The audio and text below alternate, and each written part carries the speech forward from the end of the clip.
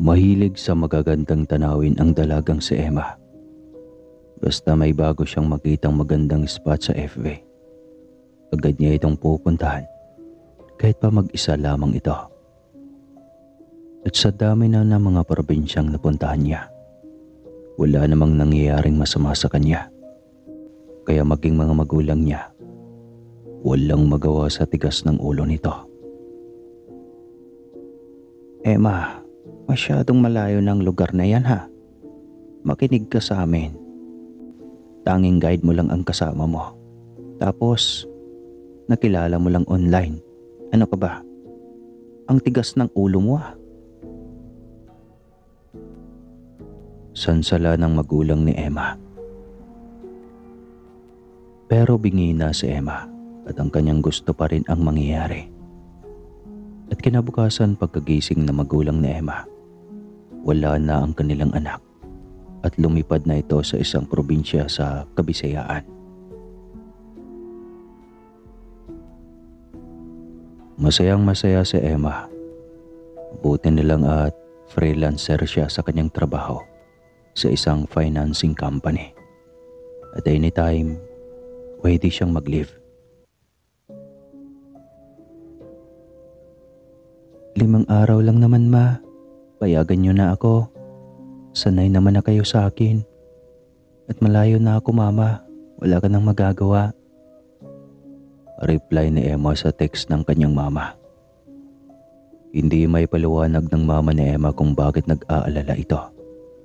Kahit pa sanay na itong umalis at alam naman nilang sanay na itong bumiyahe. 1 oras na biyahe sa eroplano at 3 oras din sa sasakyan ng kanyang tourist guide. At narating na ni Emma ang napakagandang resort na kanyang tutuluyan.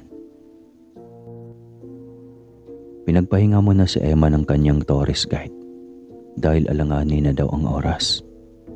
Pasado 3:00 na kasi ng hapon. Kaya ayaw na siyang payagang lumabas ng resort. Pero napakatigas talaga ng ulo ni Emma at naglakad-lakad pa rin ito sa malawak na hardin na sadyang tourist spot ng resort. Malayo ito sa mismong lugar ng resort at umaambon pa ng mga oras na iyon. Agad na inilabas na Emma ang mamahalin niyang kamera at nagsimula na itong kunan ang kapaligiran. Hanggang sa kakalakad niya ay napapalayo na ito. At pumasok ito sa napakagandang lugar na napakaraming magagandang halamanan at bulaklak. Hindi naman ipinagbabawal ng resort ang pumunta doon. Pero wala na sa tamang oras sa Emma at lumayo na ito ng tuluyan. At ayaw ng resort na magsadya doon ang kanilang bisita kung walang kasamang tourist guide dahil nakakaligaw daw ang lugar na iyon. Private property kasi ang lugar na iyon. Bawal pumasok ang hindi taga roon. Kung may nakakapasok man, mga lehitimong nagtatrabaho sa resort o mismong taga roon sa lugar ang nakakaalam lang ng lugar na iyon. Pero matigas nga ang ulo ni Emma at sadyang matapang ito. Kahit alanganin ng oras, dumiretso pa rin ito. Halos 4:00 na ng hapon ang mga oras na iyon. Tuwang-tuwa si Emma at halos napapalukso ito sa pagtakbo.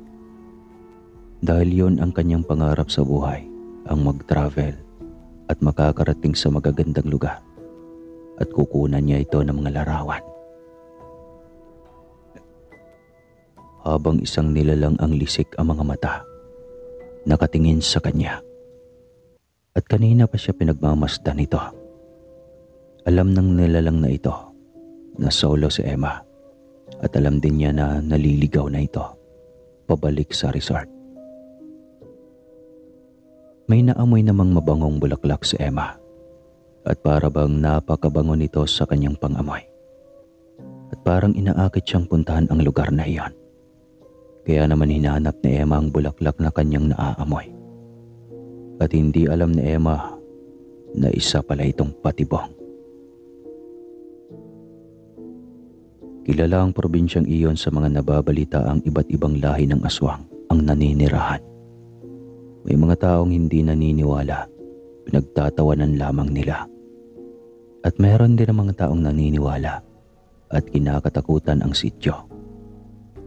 Pero dahil sa makabago na ang panahon ngayon, pinagtatawanan na lang ni Emma ang tungkol doon. Kahit pa tinatakot siya ng kanyang mga katrabaho na ang lugar na kanyang pupuntahan ay maraming lahi ng mga aswang. Narating ni Emma ang pinagmumulan ng mabangong amoy at nakita niya ang napakagandang puting bulaklak. Hindi naman niya kilala kung anong tawag sa halaman na iyon. Pero nagtataka si Emma. Tumahimik kasi ang paligid at wala na siyang naririnig na anumang huni ng mga ibon. At para bang napakatahimik ng hangin. Nikalos-kos sa paligid wala na siyang marinig. Kaya naman napalingon si Emma sa daan na kanyang pinagmulan. Pero nabago na ang kanyang dinaanan kanina at hindi na niya makita ang huli niyang pinasukan. Nataranta na si Emma at nagpanik na. Taranta na panik pa. Dahil maling kibo niya, baka lalo siyang mapalayo. Agad niyang naalala na tawagan si Gina pero walang signal sa lugar. Nagpalingon-lingon si Emma. At alam niyang malapit ng dumilim at lalo siyang mapapahamak. Kaya naman nagsimula ng maglakad si Emma at ang nilalang na nakasubaybay sa kanya tuwang-tuwa sa nangyayari. Dahil ang tinatahak ni Emma ay maling daan at patungo ito sa lugar na pagmamay-ari ng nilalang na sumusunod sa kanya. Bingo! Wala ka nang magagawa pa, babae. Bulong ni Carlito, ang binatang nakamasid kay Emma sa hardin. Nawala na ang magagandang halaman at nag-iba na ang paligid. Naging ordinaryong kagubatan na lang ang nilabasan ni Emma. Agad naman gumawa ng paraan ng binatang si Carlito.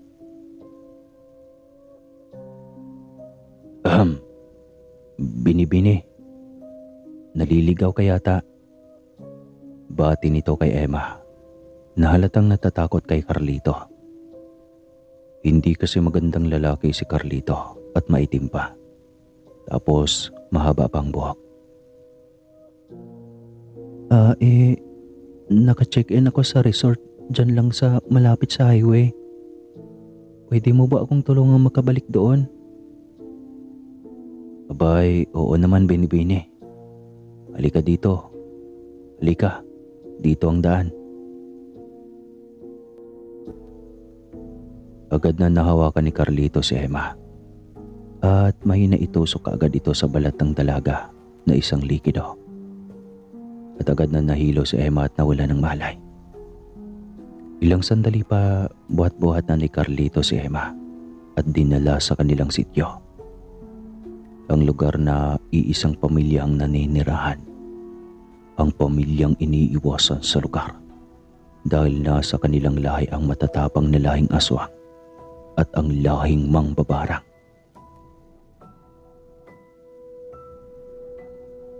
Nagkagulo sa sityo ni na Carlito dahil may buhat-buhat itong babae. Halos pagkaguluhan sa Emma at halos lahat gusto siyang hawakan. Lumayo kayo. Layo. Ayaw kong hahawakan ninyo ang aking reyna. Kung sino mang humawak sa kanya, alam niyo na ang gagawin ko sa inyo.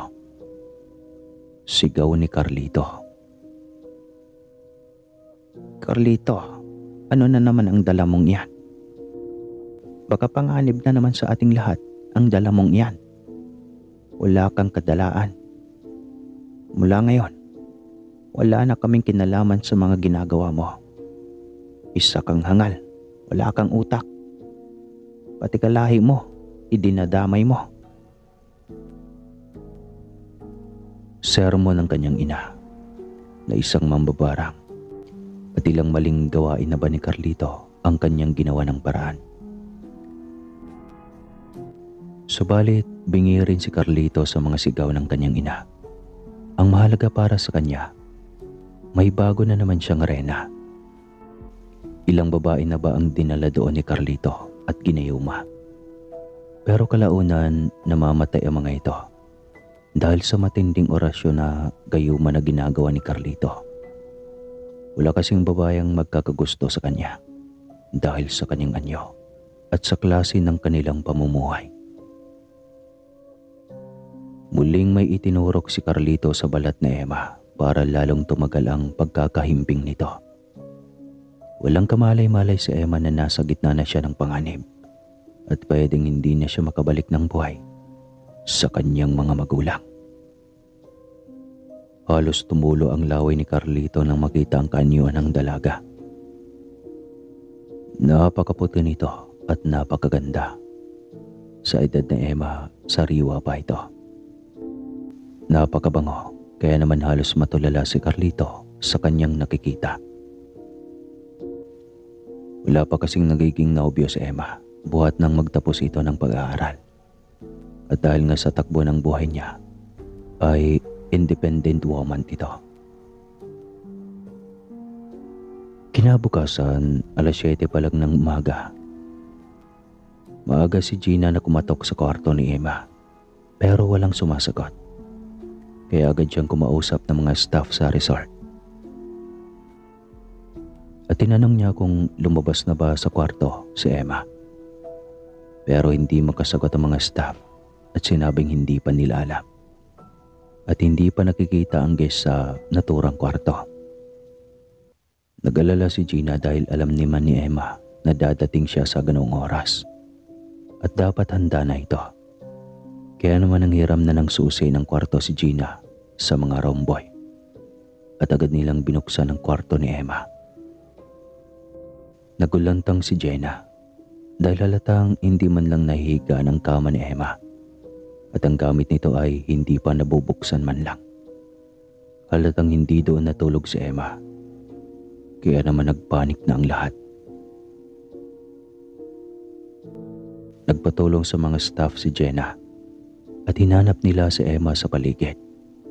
Maging sa hardin at sa malawak na halamanan sa dulong bahagi ng resort.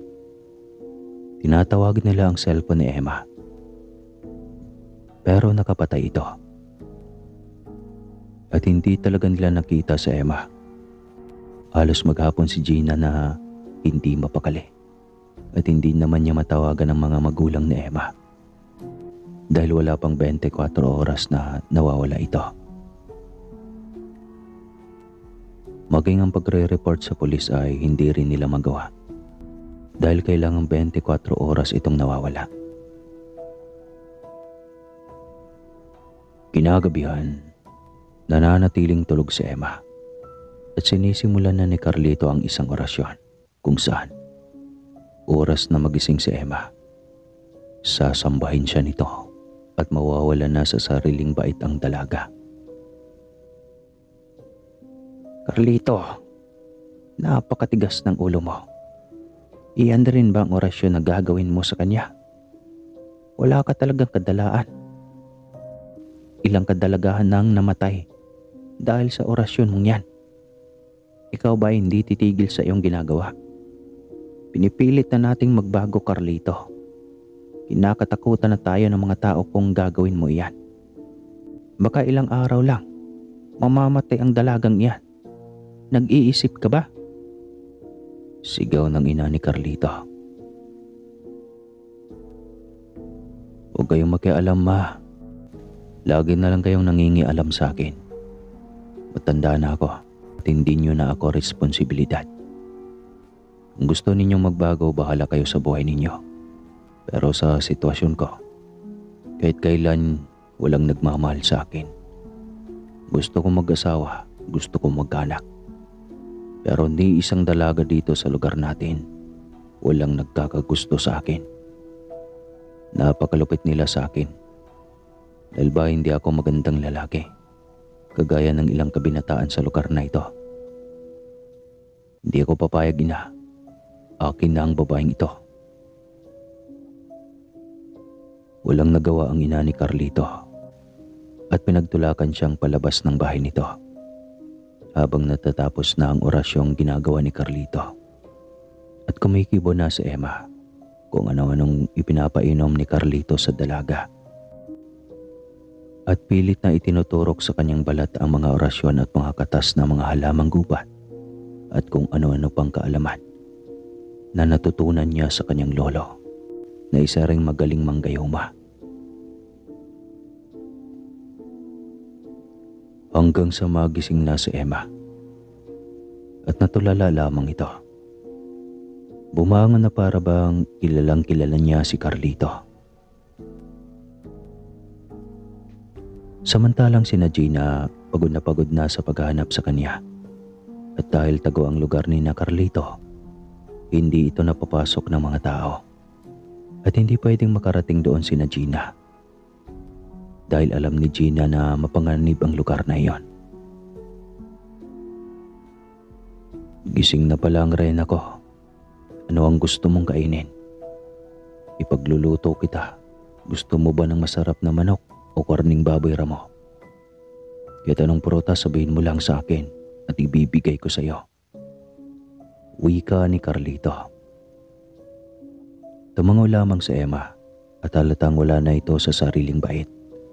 At kahit ano ang gawin ni Carlito sa kanya, pumapayag ito. Binihisan ito ni Carlito at pinasuot ang mga damit na matagal na niyang iniingatan.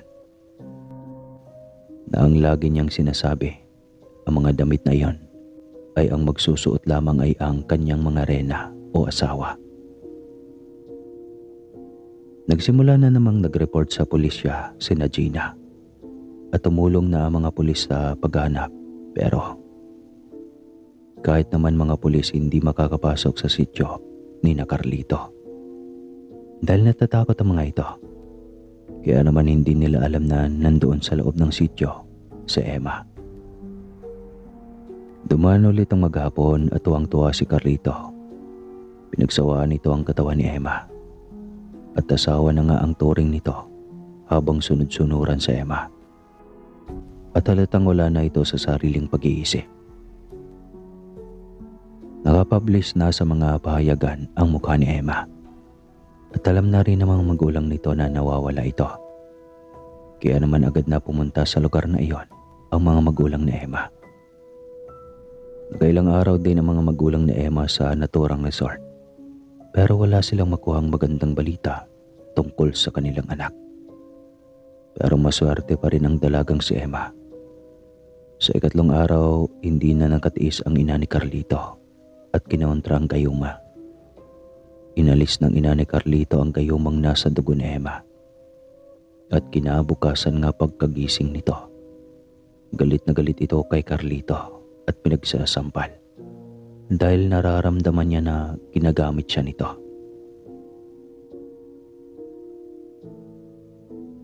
Demonyo kang pangit ka. Sino ka ha? Anong ginagawa mo sa akin? Nirep mo ko. Anong ginagawa mo sa akin? Magbabayad ka sa batas. Hindi mo kilala kung sino ako. Kayang-kaya kitang ipakulong. At kayang-kaya kitang ipapatay kung sino ka man. Ang pangit-pangit mo. Ang lakas ng loob mo. Ano ang ginawa mo sa akin? Ginayuma mo ba ako para magawa mo ang gusto mo sa katawan ko? Sigaw ni Emma. Nataranta naman si Carlito at takang-taka kung bakit nawala ang gayuma nito. Agad nitong iginapo si Emma at ikinulong sa kwarto. Agad na pinuntahan ni Carlito ang kanyang ina at sinabihang nakialam na naman ito. At dahil sa ginawa ng ina, nagbanta si Carlito na oras mawala si Emma. Magpapakamatay daw siya. Pananakot nito. Sige, mabuti pa nga. Total hindi ka naman mapupunta sa langit. Lalo naman tayo, buong angka natin ay sa impyerno ang punta. Mabuti nga, magpakamatay ka na lang. Dahil habang tumatagal ang buhay mo, binibigyan mo lang kami ng problema at idinadawit mo pa kami sa iyong maling gawain.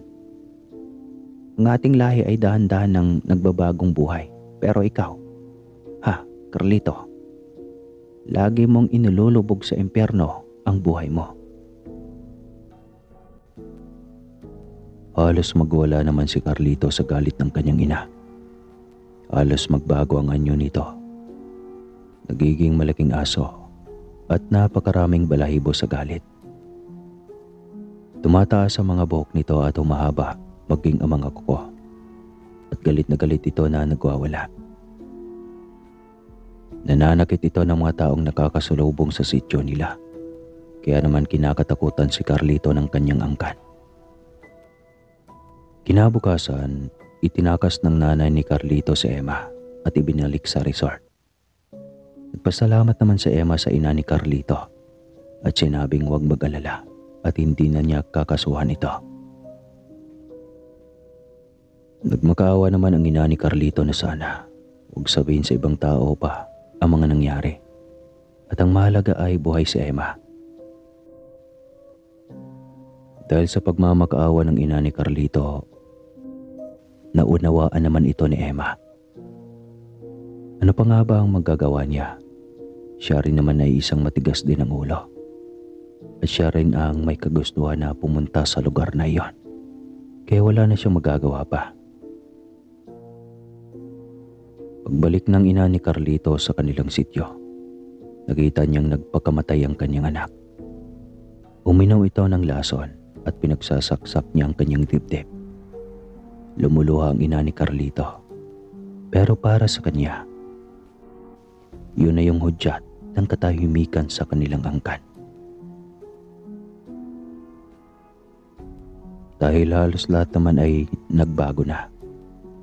Tanging si Carlito lang talaga ang nagpapalaki ng gulo at ipinapahamak ang angkan nila. 5 araw na nawala si Emma at pagpasok niya sa resort, tuwang-tuwa ang kanyang magulang.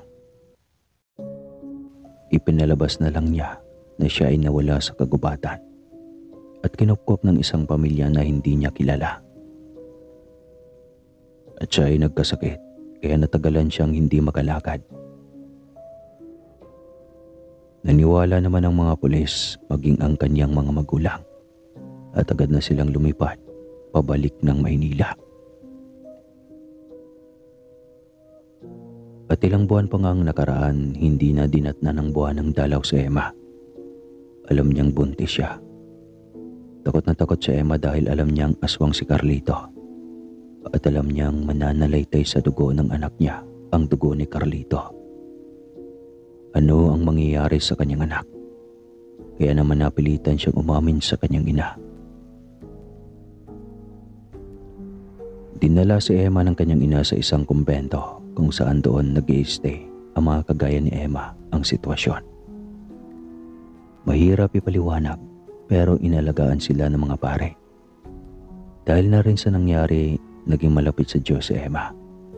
At lagi itong nagdadasal at nagmamakaawa sa Diyos na sana ang kanyang anak ay huwag magaya sa ama nito. Sa ika-9 na buwan, laking gulat ng lahat.